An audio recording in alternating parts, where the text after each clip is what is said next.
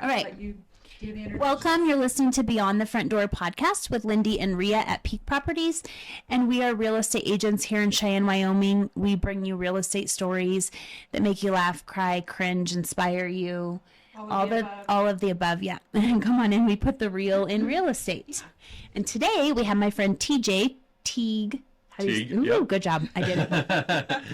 TJ Teague, and I'm really excited. TJ and I met at CrossFit, and he has bought and sold quite a few properties, and so it's going to be exciting to talk to how he got into that, and maybe he'll have some good stories. Hopefully. I don't know. Maybe they're boring stories. Who knows? Well, guess we're going to find out. Well, I doubt it. If you could just start off by telling us a little bit about yourself, your family, how long you lived in Cheyenne, all of those things. So I grew up in northeastern Colorado, 20 miles north of Fort Morgan on a ranch. My family had like a stock contracting company, and we provided roping cattle for many team ropings and rodeos, including Cheyenne Frontier Days for like 10 years in the 90s, the steer roping and steer wrestling cattle. So I kind of grew up around Cheyenne a lot. We moved to Loveland when I was in high school, and then I went to the University of Wyoming on the rodeo team there. I briefly lived in Texas. Now I've kind of been all over, but I moved in to Cheyenne for the first time, and officially probably at the end of 2019. Okay. So did you rope on the rodeo team? Yes. You did then? Yeah. Yes, and that probably will lead into the next conversation. But when I was 20, I was a national champion. I was a national champion team roper and won $105,000 in 2 days. Wow. And that kind of jump-started my real estate career. Yeah. And instead of just buying random things, he invested. Look at how that turns out. And what's funny is when I went to, I sold one of TJ's properties recently, and I didn't know any of this. I went down in his basement, and he has like saddles and the belt buckles, and I was like, "What is this?" And he's like, "I was a team roper." I'm like, "Why do I not know this about you?" There's so much I don't know. So yeah, I think that's super cool. Yeah, and I forgot to point before 2019, I had backpacked the world for like 2 years, staying in hostels with a backpack, and I've been to like 55 countries. So, okay, so since you opened the door on that, tell us a story. What's one of your favorite stories from that? Oh boy, I mean, PG, I guess. Whichever you're willing to share. Well, gosh, you really put me on the spot. I was thinking about, real estate. Favorite, I would just have to say it was the people that I met along the way, sure. All the good times, the PG-13 times, all the good times along the way. Do you meet people and then keep in contact with them for ever? Yeah, I mean, I have friends that I've stayed in contact for several years now. Mm-hmm. And what's a hostel? A hostel, I'm not so much a fan anymore, but it's a great way to meet people. But basically, it's where young people go and stay, and instead of booking a room, you book a bed. So there might be bunk beds. And so there might be four. Yeah. So you could stay like the cheapest one ever. I stayed in like Thailand, and it was like $2 a bed. I stayed in Cambodia one time, $5 a bed, and there was like 30 of them. And then for Oktoberfest, I stayed in a giant tent, and it was a 200-person tent. And so there was like 200 bunk beds. There were 100 bunk beds with 2 each. Sometimes they'll be like built into the wall, so you have a nice privacy curtain. And then sometimes it's like old rickety ones that creak whenever you get in and get out. Sometimes they're 3 high, and it's just a cheaper way to stay. And then you meet people. Mm-hmm. Yeah, sorry. Go ahead. Did this ever not pan out very good? That's what I want to know. I want to know if you've ever seen one where like, this is not what I'm saying tomorrow. I suppose, but I didn't necessarily stay at the cheapest ones. Sure. So most of the time. Yeah. So there's a spectrum of quality is what you're saying. And I usually stayed at like the more popular ones with the better reviews, and sure. so yeah, I mean, if generally the worst thing that would happen is there's like no atmosphere and it's boring and you don't make friends, and then you just go find a new hostel. What you've done this all by yourself? You didn't have someone? Yeah, I solo traveled for. I had friends join me, briefly along the way. But I think the best thing to do is to go out there, solo travel, and you learn a lot about yourself, and then you learn how to make friends, or you're gonna have a really boring time.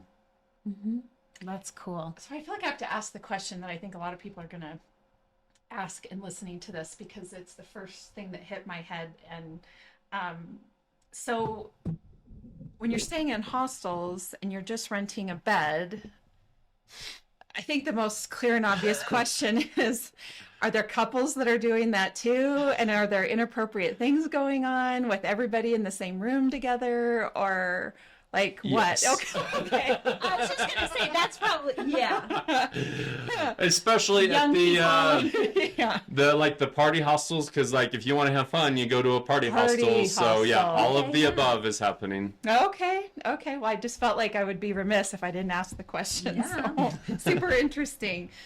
So what did you do before? So you go back and you won the national rodeo finals, and then Well, it was the United States Team Roping Championship. So it wasn't the NFR, to be clear. I'm not not quite there, but okay. Well, it seems like I don't know the difference. yeah, so- no, it's fair enough. It was just a team roping, so it was basically my event. In the NFR, do they win that amount of money? Oh, they win that amount and more. And that's yes. in Vegas, right? That's in Usually. Vegas. Yeah. This one was in Oklahoma City. Okay. Yeah. Interesting.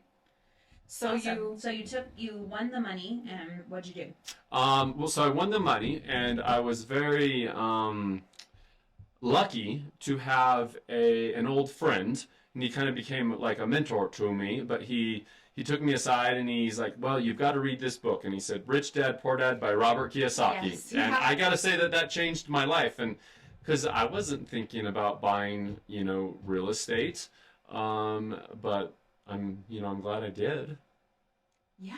I mean, what a great mentor and somebody to be offering such a large piece of advice. I mean, how old were you? 20. 20. Yeah. We've had a few people on here that are in their very early 20s and really wanting to promote that conversation around, especially some of the younger millennials or Gen Z. They are just feeling like they could never buy a home, and you can, Yeah. depending on where you're purchasing, and if you're being smart about it and buying the investment property, it just helps you build that portfolio. So what was the first property you bought? The first part, so this was 2008, and this was Okay. Greeley, Colorado, and it was a Oh. foreclosure. Okay. And I bought it for $125,000. It had sold previously for I think 170 or something, but I got it for 125, and only put 5% down, and it needed like new carpet and paint. So at that time, some of them were a lot worse. I think we got a pretty good one. Yeah. So I ended up, we did a fence as well. My mom and I painted. We didn't have to paint the whole house. We just painted the living room. And then we put a fence in for the first tenants. I think I had a total of, because 5% down plus what I put in, I probably had about $10,000 in that. And I kept it until July of 2020. So you rented it? Did you? I rented it out. Yeah, Yep. I kept it till July of 2020, and did a 1031 exchange for. Actually, it was 2 properties up here in Cheyenne, but from 125 to 305, with Nice. basically $10,000 is all I had in there. So Yeah. there was a lot of built up, and I paid down the. What's that? That's over 10 years. I paid down the loan as well. Sure. That's pretty amazing. That's awesome. Do you think that which do you like better, flipping a house and selling it quickly, or keeping them as rentals? Keeping them as rentals. Flipping, if you actually do the math on like how many hours you're putting in, there's just not like, I'd rather go back to my not old a job. huge- It's not a huge, the first house that I flipped was on the south side of Cheyenne. And it was, this is when I first moved to Cheyenne. It was kind of a live-in flip. So it was I bought it, November of 2019, just after I got off that 2 year round the world trip. I didn't really know what I wanted to do. I was in my grandparents' basement, and I knew I had to get out of there. So I bought this old rental, and I'm like, well, I'll just see how it goes. I'll see. I could live in it. I could sell it. I could rent it. And the part of the problem was I didn't know how to do things. I was looking things up on YouTube, and things just took way too long. Yeah, I ended up selling that in like July of 2020, and I made maybe $35,000 on it. And then like the next year, that house had like $35,000 of appreciation. So why did I sell that? I should have kept it and rented it out. So And I feel like that's something a lot of people say. They buy something and then they're like, if I could go back, I would not have sold it. yeah. Yeah. My first house I bought here was $74,000. It was a little townhouse. Yeah, I wish I still owned that. Oh, absolutely. Yeah. That was in 2024. 2004. I don't even know what year I'm in. It'd probably be paid off. Oh, yeah. Yeah. And I would be awesome. Yeah. Be a great rental. Yeah. Yeah. Now to think you can't buy anything for that. So you can't even you can buy a trailer house for that. Yeah. So with your first home that you purchased where your mom was helping you paint, is there any kind of what I heard you say? So my question is, was there any lesson learned out of that? And it sounded like you purchased the right home. So did you have somebody help, like, did you have a realtor or somebody that was guiding you through that process, somebody that knew what they were doing? How did that work? I did have a realtor. My friend that gave me the book, or advised me to buy the book, recommended this realtor. Okay. We had previously made an offer in on another house, and during the inspection, there was like some foundation damages, but she was trying to oh yeah, it's okay. And my friend, he was looking out for me, and he showed up to the inspection, and he showed up late, and he looked at it, and he's like, TJ, you need to walk away from that house. And I mean, that was really good, because I got this other house that was great. Yeah, the bones were good, everything was good. Yeah, so I was probably, it would have been a small mistake, but yeah, in the end I bought a better house. And looking back, it's like, okay, so I think the difference, the one I bought was 125 and the other one was like 118. It's like 7,000. Even the ones that we thought were expensive at 135 at that time, it's like all of them were good deals. Like, I should have just bought more. Yeah. But the lesson I learned, I think, when this didn't come until I closed or I sold it, the lesson was, it's just the simple time value of money and the value of leverage. If you buy a house, even if you can only afford 5% down, if you give it enough time, you're just going to build equity. And that's the main lesson that I learned there. So then with your flips, when you came to Cheyenne and you did the one flip, do you have a different lesson that came out of that then? Don't sell.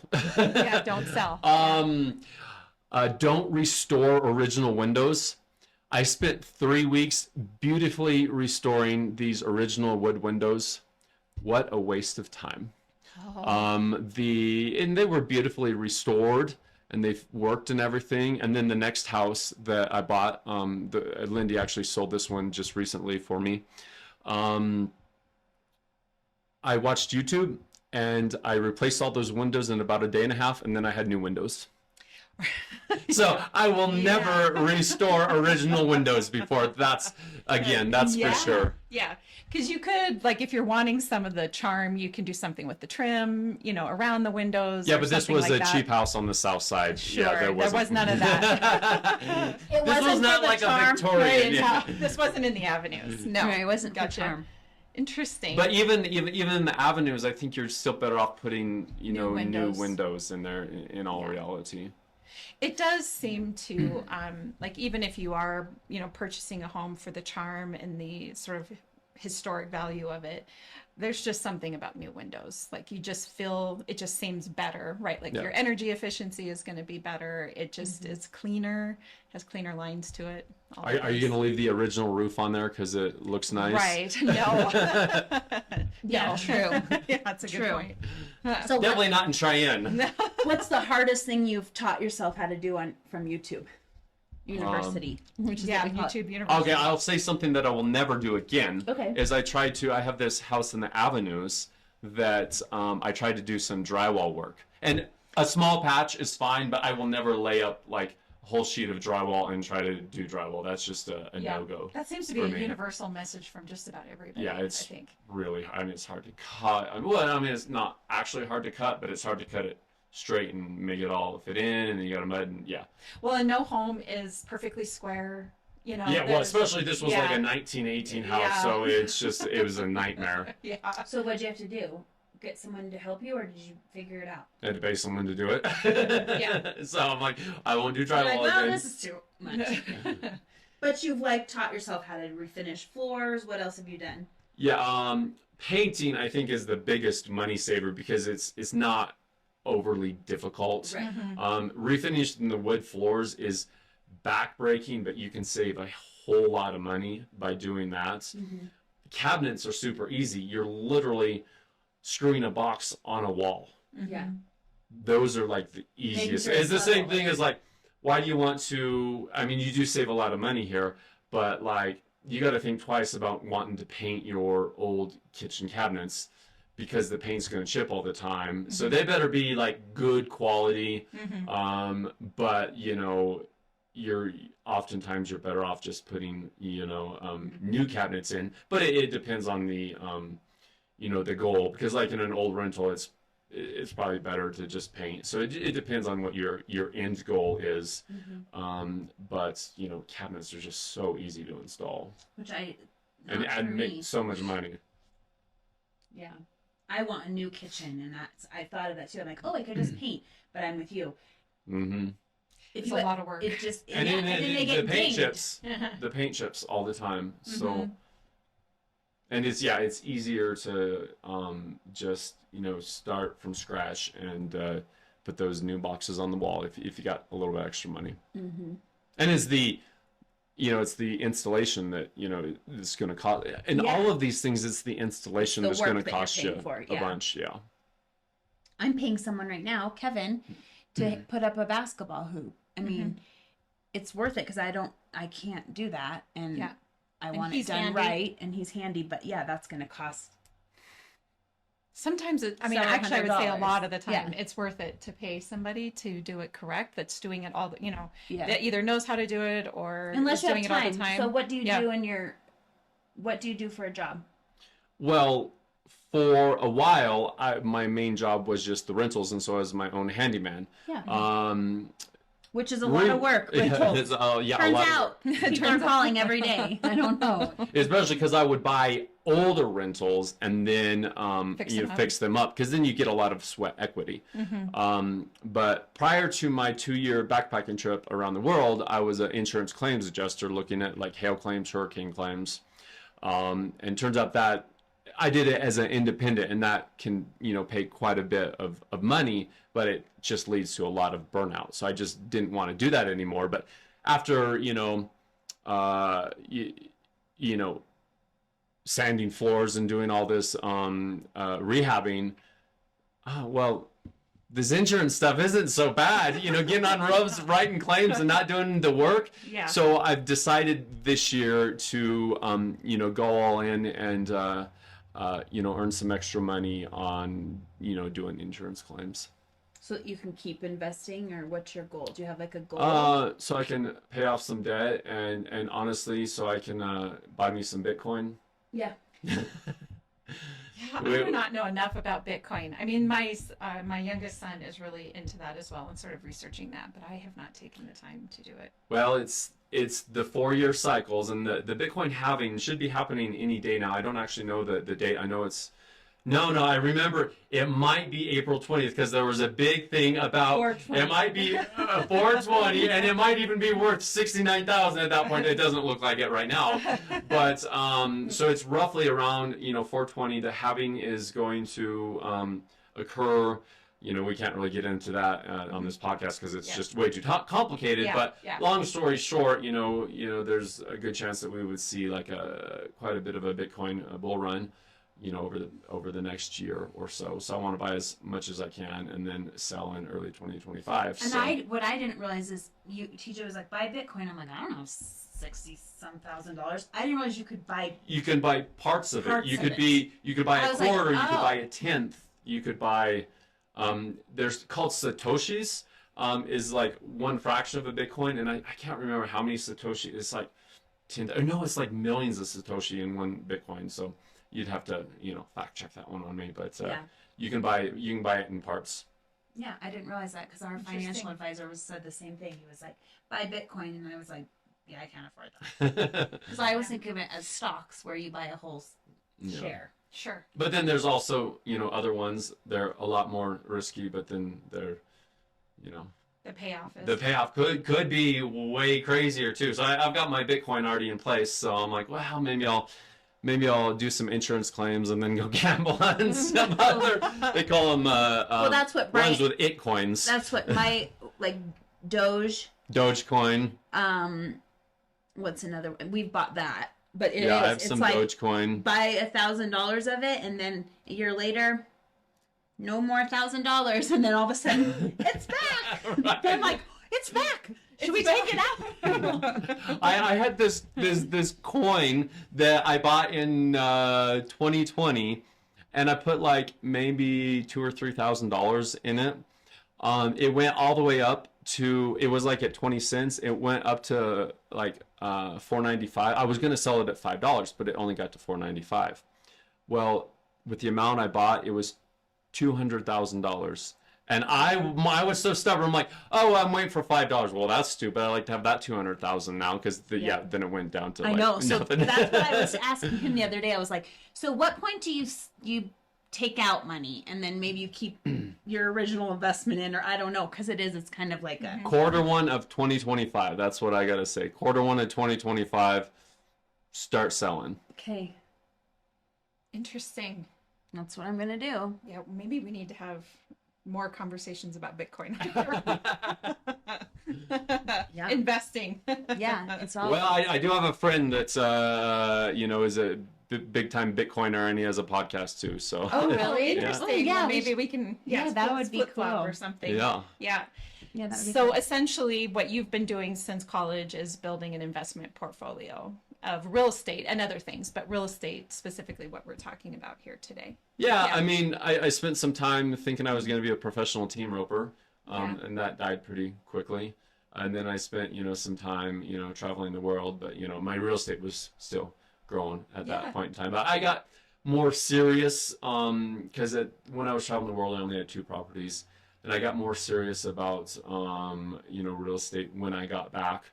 I had some, money in like stocks or whatnot, and I just pretty much converted it to real estate after the pandemic, and now this is my focus. Nice. You must enjoy it. Yeah, enjoy the first of the month, I guess. Sure. Sometimes, of course, I don't, but yeah, in general, I really do. I like, going and looking at properties. Yeah. Sometimes I don't like, doing the hard work. I don't mind painting. I don't mind. He just did some major hard work. He just cleaned out an entire house. He's a hard worker. Yeah, I just bought a house that Lindy actually sold it to me. It was a VA foreclosure, and there was a pipe break, and they never cleaned it up. So when I bought the house, it had black mold all the way to the ceiling in the basement. And myself and my cleaner and her daughter cleaned that out in 4 days. They had all of their belongings, like A full couches, and they had so many clothes. I wouldn't say they were hoarders. They were kind of hoarders, but they'd only been there since 2019. So I'm sure they were well on their way. But it was 4 14-yard dumpsters. and it took us 4 days, but we got it all cleared out, and I'm living there now. We still got to paint and we still got to do some floors, but yeah, it's coming along.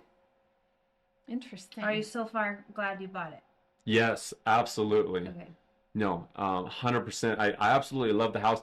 I sleep so well there. And I don't know if it's, I was thinking about this because I never slept well in my old house. And in that one, the bed faced south. This one, the bed faces east. And I've heard some sort of, I watched some show a long time ago about how this crazy cult their houses always face the east. I'm like, I wonder if that's something like that. Because, as the earth is spinning, your feet are facing the east versus moving sideways. I don't know. I was thinking about that. My feet are facing east in my bed. Do you sleep well? Yeah. Yeah, because I didn't sleep well in my old house at all. I sleep like a baby in this house. I absolutely love it. Like, it's got a lot of work, but loving it so far. Yeah. Interesting. I think I'm sleeping with my feet facing south. Do you sleep well? I do sleep well, but I don't know that my husband does, but yeah. It's always a mattress thing, though. I'm sleeping on an air mattress right now because my stuff is still in storage. I'm on an air mattress, and it's fantastic. And I don't even have heat. I don't even have heat because it's a big, long other story. But yeah, I'm sleeping on an air mattress without heat, sleeping like a baby. So let's touch on that for just a second, because the other We've thing... talked about sacrifices. We've talked about sacrifices and the fact that people will sleep in their business venture to get ahead instead of having like your main home that really isn't doing you any good other than that you have a property that you have invested in and you're living there, but that some people will sell their home and purchase a business and throw a cot up in the business. And that's kind of sounds similar to what you're doing, because if you're flipping this house or you're going to rent it out, you're living there while you're doing it. If you believe in it, yeah. I mean, my first house that when I first moved here was a live-in flip. And I said I'd never do it again, but then I keep doing it. But this one is like, it's pretty much in good condition. Yeah, this one, I don't really, I want to kind of settle down. I sold your home? I sold my other house in September, and I've been more or less homeless for the past 6 months.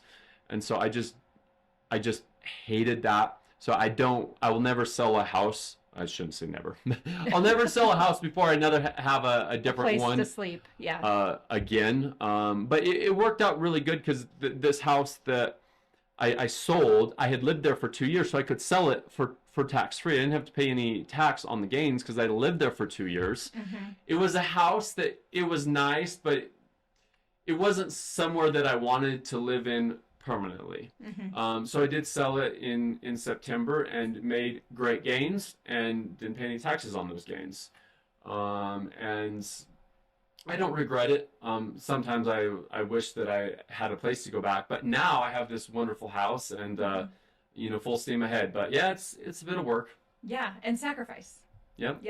Yeah, it's because things always take longer than we think they're going to. Number one. And number two, that the sacrifice that sometimes we have to make. We have to let go of this like picture perfect idea in our head of how we're going to live or how it's going to look because we have an end goal in mind. So that's absolutely true. I think it's hard. Absolutely true. Yep. So I think moving on to our final questions, is that where we're at here? Well, actually, before we get into that, you've given us, of course, lessons learned out of all of those. But for anybody that wants to get started in investing in real estate, what's the number one piece of advice you would give to them? Read the book Rich Dad Poor Dad by Robert Kiyosaki. Okay. Absolutely, and just get started. Mm-hmm. You've got to get started. That's the hardest thing, is taking the first step. Yeah. And you will make mistakes. You're gonna make mistakes. Yeah, you can't let that hold you back. If you're doing something exactly right. Mm-hmm. Yeah. Gotcha. So one of the questions we ask all of our guests is, what is your favorite thing about Cheyenne? Well, I've been all over the world. Yeah. So my favorite thing about Cheyenne is it's small. There's no traffic.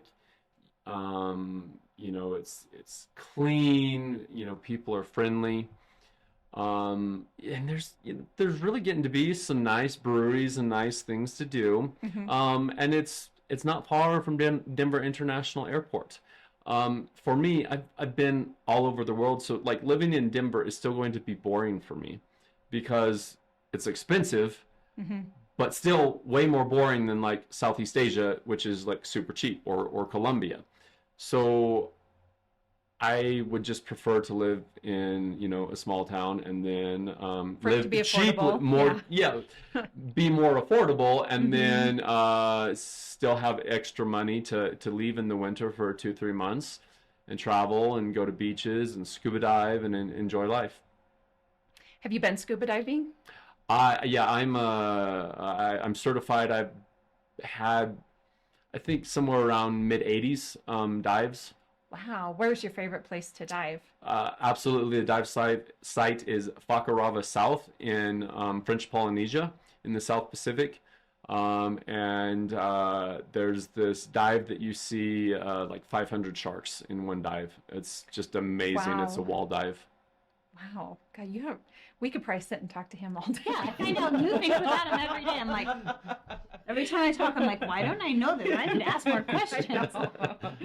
Very interesting. So, if you could buy property, which you can, anywhere in the world, where would it be? Would it be Cheyenne? Let's just say you have no budget and Just buy you have wherever you money. want. Where would you do it? Because you've been a lot of places. This might be Yeah, good. you're probably the most educated on this Gosh, subject. I don't know. Would you buy something in another I would country? I would love to buy.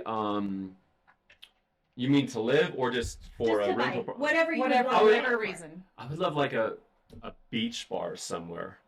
You know, like just somewhere on the beach on a small island where you just wear, you wear flip-flops and cargo pants or whatnot. Like that would be, Like or a cargo tiki bar? shorts, not pants. Yeah, like a tiki bar. Yeah. Yeah, that would be amazing. Somewhere in maybe Southeast Asia, or I don't want to say Mexico because they have really bad laws as far as property rights, but somewhere in the Caribbean, it's a little bit more expensive there. But just somewhere on the French Polynesia, to be honest, I'd love to just have. It's so peaceful in French Polynesia. That might be the place. Some tiki bar in French Polynesia in the South Pacific. Yeah, I think that would be it. Yeah. I'm gonna have to look up. Me and too. Understand. Me too. I'm not a Polynesia. world traveler. No, I'm not either. I haven't been very many places. Well, thank you so much for joining us today. This was very interesting, and I would love to have you back to talk more as well, because I'll bet you've got a lot more stories to you. So thank you so much for being our guest. Well, today. thank you. This has been Yep. my first podcast, so really happy to be here. Yeah, Thanks. absolutely.